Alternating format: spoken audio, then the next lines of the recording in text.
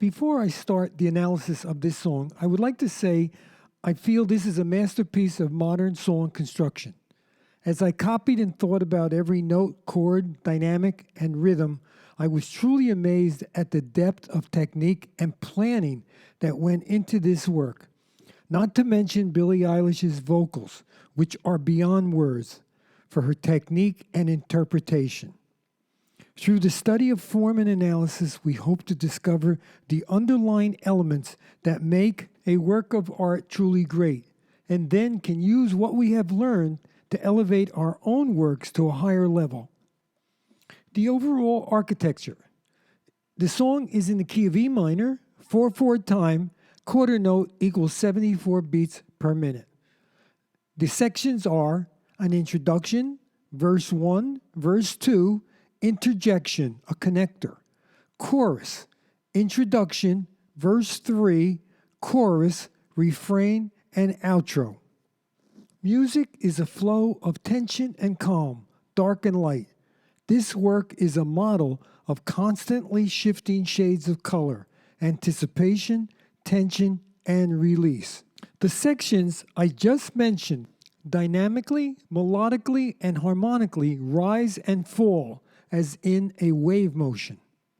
The introduction. The introduction of any work sets the tonality, time, mood, tempo, and in this case also melodic, harmonic, and rhythmic motives. It is 8 measures long, divided into 2 phrases, 4 measures plus 4. The first 4 are pianissimo, very soft, the second piano, a little stronger. The harmony features E minor, C, A, and B major, 4 beats each. These are the 1, 6, 4 major, and 5 chord in the key of E minor, based on the E harmonic minor scale. The chords in this key are E minor, F sharp diminished, G augmented, A minor, B major, C major, and D sharp diminished. The 4 chord would be A minor. However, composers will often move between minor and major on the 4 chord in both major and minor keys. Let's listen to A major, then A minor, light to dark. A major, A minor. As we shall soon see, a note in the accompaniment necessitates this chord. Now let's listen to the 4 chords used in the introduction and throughout the song itself. E minor, C, A, B. Against these chords, we hear the melody in the first phrase of E, F sharp, G, and B 3 times, then D, E, F sharp in the 4th measure. The E, F sharp, G, and B become a motive, which we will hear often later on. The B, notice how it's emphasized. This also will become very important. As I do not want to break any copyright laws, please listen to the original recording.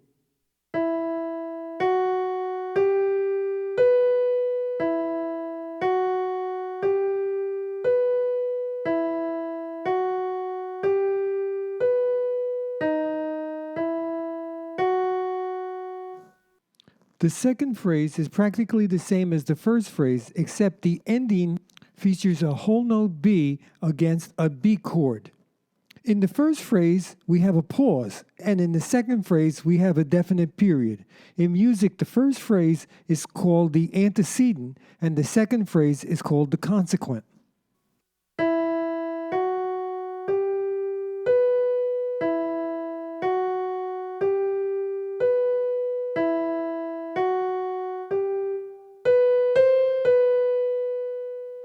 What we have just heard is the upper voice of the introduction. Throughout all my analysis, I will refer to parts of a chord as a voice.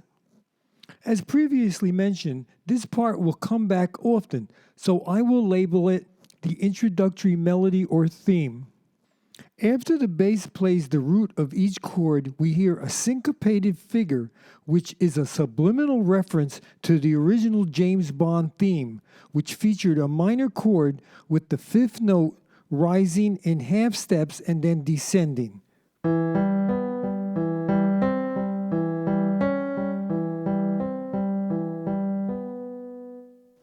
Here we hear B, C, C sharp, B, the same thing, in that inner voice, one bar each in syncopation. We still hear it, but it's not so obvious.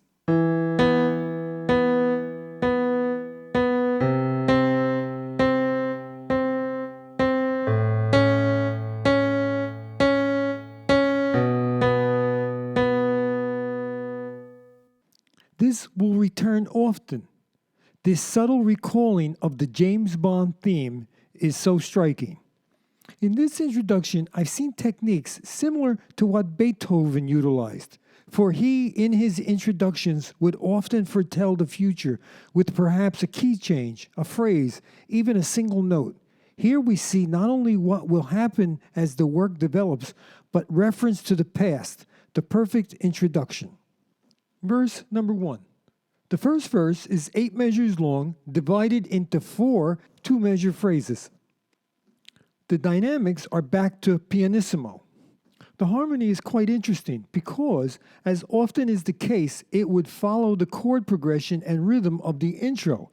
However, here it changes to E, suspended second for 2 beats, C for 2 beats, and A for 4 beats. We hear this 2 times, creating 4 measures.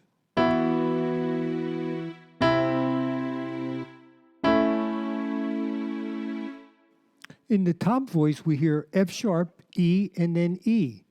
But in the middle voice, we hear the James Bond theme, B, C, C sharp.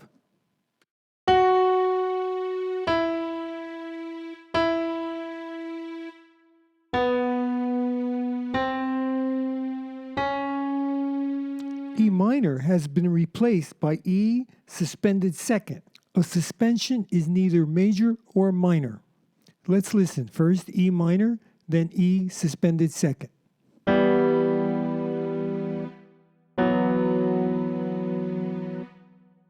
By replacing the third of the chord, which tells us whether it's major or minor, with the second, it creates ambiguity. Small nuances like this help make a work memorable. After we hear E suspended second, C, and A twice, then there's a slight change again. In the 5th and 6th measures, it starts off the same, E suspended second, C, but then there's an A for 2 beats and then A minor for 2 beats. The 4 chord goes from light to dark.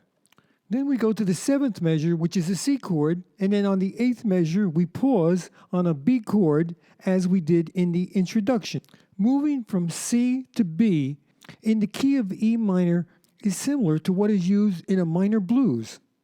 So the chords not only recall the James Bond theme, but they also imply the blues, which fits with the theme of this song. As an example, let me play a E minor blues, and I will label the chords. E minor, A minor, E minor,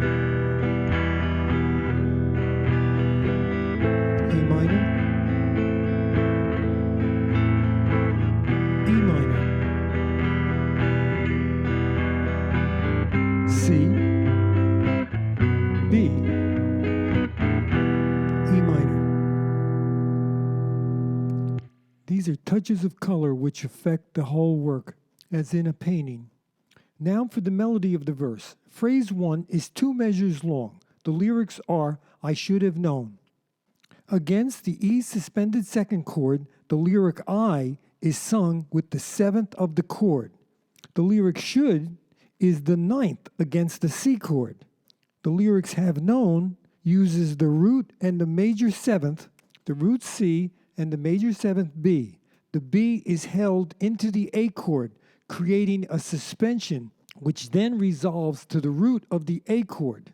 The reason I emphasize this is that the flow of non-chord and chord tones, such as the 2nd, 7th, or 9th against triads, creates varying degrees of color and tension. These two measures are a microcosm of the melodic construction of the work. As I said earlier, a flow between tension and calm. Very slowly, I will play this example now so you can hear the tension and then resolution.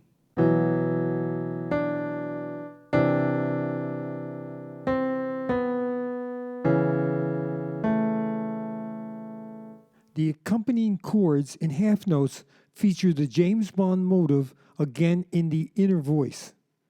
There is a fill-in between the first and second phrase, using the notes C natural, E, G, and F sharp. The C natural, the minor third against the A chord, which contains a C sharp, is a blues note used by singers and soloists along with the minor seventh to create the blues sound, another subtle touch of the blues.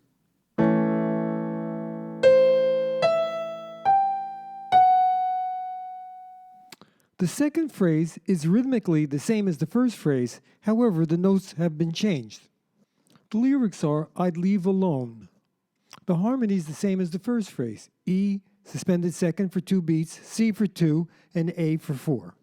The melody starts off the same, a D, the seventh, against the E suspended second chord, but then she jumps up to an F sharp against the C chord. This is the augmented fourth, or more commonly called in music, the flatted fifth. This is a very difficult jump to sing, and it also used extensively in blues and jazz, the flatted fifth. On I'd Leave, this is a very dark color. Then, against the C chord, we have a G, the fifth of the chord, and then an E, the third, held over to an A chord where it becomes the fifth. So on the lyrics alone, the tension has subsided. We move to consonants. Within 4 beats, we've moved from extreme dissonance to consonance, to calm, release. I will play that slowly.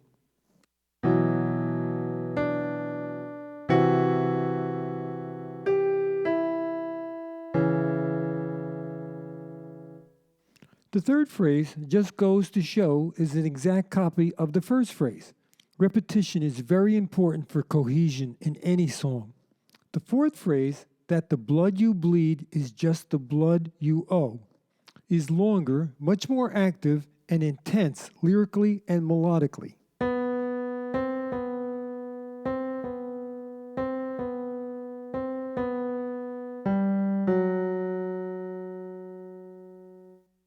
The first 3 phrases contain the James Bond motive within the chords. The fourth contains the upper voice of the introduction, leading to a rest with a whole note B chord at the end of the first verse. Verse 2. Verse 2 is also 8 measures long, containing 4 phrases. The second verse melodically is practically the same as the first verse, with slight variation to accommodate the lyrics. We were a pair, but I saw you there. Too much to bear. You were my life, but life is far away from fair. There are a couple of very noticeable differences. First, the dynamics have moved up from pianissimo to piano. Second, the accompaniment has changed to more dense quarter note chords.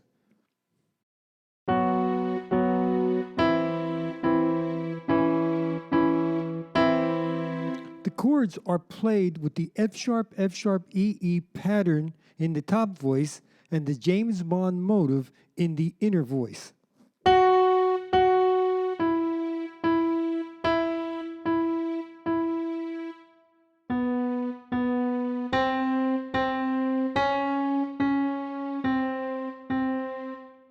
Also, the bass line has become more active, and a seventh has been added onto the B chord at the end of the verse, just before the connector. A seventh added onto a chord creates more dissonance, a slight bit more tension. B major, B seventh, more tension and pull. A background pad is also added, adding to the intensity and overall increase in texture. The connector. First, the lyrics. Was I stupid to love you? Was I reckless to help? Was it obvious to everybody else? After the second verse, we see a 4-bar interjection. In much of today's music, a pre-chorus introduces the chorus. However, at this point, we have this connector. Some may say it's a bridge, but the modern bridge is usually a complete section offering new material for contrast. See podcasts 8 and 9. In symphonic music, with its many varied sections, connectors offer a smooth transition. The harmony for the first time changes, inferring the key of C major, especially due to the A minor seventh in the third measure. A minor seventh is a common substitute for the sixth chord in major. After that chord, though, we move back to that B, which brings us back to the E minor tonality. C, 1 chord. E minor 3 chord. A minor 7, 6. B, 5 of E minor. The melody is divided into 2 phrases, very low register. Phrase 1, was I stupid to love you? Was I reckless to help? The melody imitates the active rhythm of the second to last measure of verses 1 and 2. The notes A and F sharp surround the note G. The second phrase, was it obvious to everyone else, rhythmically continues the first phrase, but melodically moves up to emphasize the note B. Notice how important the B chord and the note B has been so far. The accompaniment is the same as the introduction, except the chords supporting that introductory melody are much fuller. Now we've reached the chorus. The lyrics are, that I'd fallen for a lie, you were never on my side, fool me once, fool me twice, are you death or paradise? Now you'll never see me cry. And then the title, there's just no time to die. In the chorus, there are 4 phrases. From the build-up we have seen through verses 1 and 2 and the connector, one would expect the chorus to almost explode with intensity.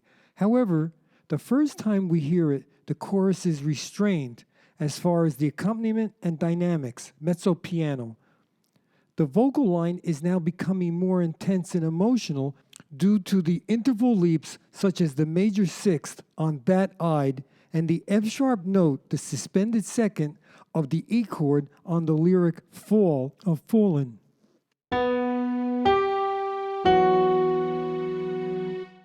The melody then rises in pitch and emotion on the lyrics, fool me once, fool me twice, are you death or paradise? Notice how the note B is used for the lyrics fool, once, are, death, and dice. We then slowly descend in pitch until we reach the title, There's Just No Time to Die. The harmony also has changed very subtly.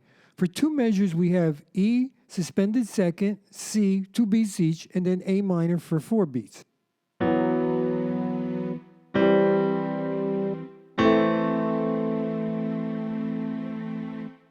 We hear that twice. Then instead of E suspended second, we move right to the E minor chord for 2, C for 2, A minor for 2.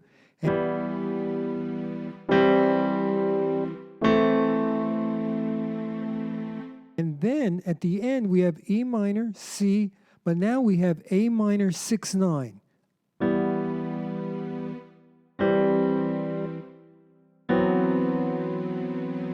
The A minor chord with the B, the 9th, and the F sharp, the 6th added, creates emotional dissonance on the lyric cry.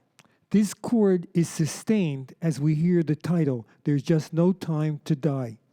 The texture of the background chords to the chorus are a mixture of verse 2, then verse 1, moving from quarter note chords to half note chords.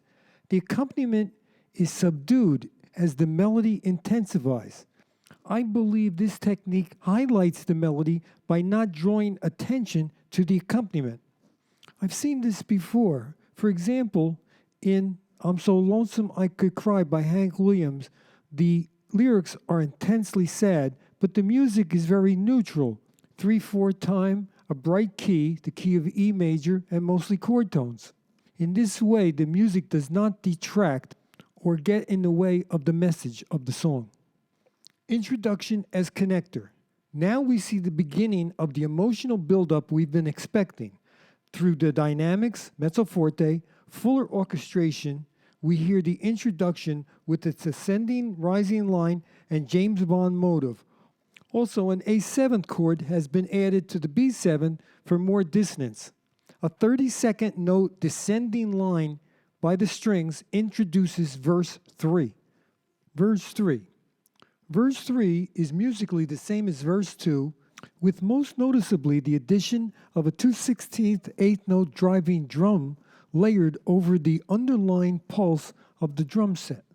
The last phrase of this verse does not rest as in verses 1 and 2, but continues through the last measure with the lyrics, another lesson yet to learn. This phrase pulls us into the return of the chorus. The chorus is melodically the same. However, even though the drum continues, we still hear the accompaniment being restrained, anticipating the climax. After the chorus, we hear the refrain. At a much higher dynamic, we have now reached the climax of the work. Against the backdrop of the introduction, we hear the title twice. The first time, it rests on a low note. The second time, we have reached the climactic moment, releasing all the emotion bottled up so far on the lyric die. The note B is used for this lyric. This note has been used prominently throughout the work. All the emotion in her voice is truly amazing at this point. The note is held for 4 beats, then resolves to an A against a C chord, creating a sixth. The vocal line moves downward on the syllable oo to the outro. At this point, the vocal line keeps winding its way down in a whisper, featuring the last 4 phrases of the chorus. Fool me once, fool me twice, are you death or paradise? Now you'll never see me cry. And then we have the title, There's Just No Time to Die. On the lyric die, we have an E minor major 9 chord, E, G, D sharp, and F sharp. This chord is used in the original James Bond theme. One last homage to the original movie. Now, to sum up some of the techniques and nuances of this composition. A constant ebb of flow of emotion through sections which rise and fall as wave motion, through melodic, harmonic, and rhythmic manipulation of tension and calm, simultaneously recalling the past and alluding to the future with motives and gestures. This is a perfect example of how music is color in sound. If I may, I'd like to make a few recommendations to anyone studying songwriting. First, learn chords on a keyboard and guitar, not to be a virtuoso, but to play chord progressions on various instruments. As I have said in previous podcasts, the background chordal layer combined with a rhythm track is similar to the first layer of color an artist applies to canvas. It influences all the subsequent layers. 2. Play the drums, even with just a pair of sticks with your favorite music. Learn from YouTube little by little. It will not only help you in your compositions, but your mental and physical health, proven by countless studies throughout the world.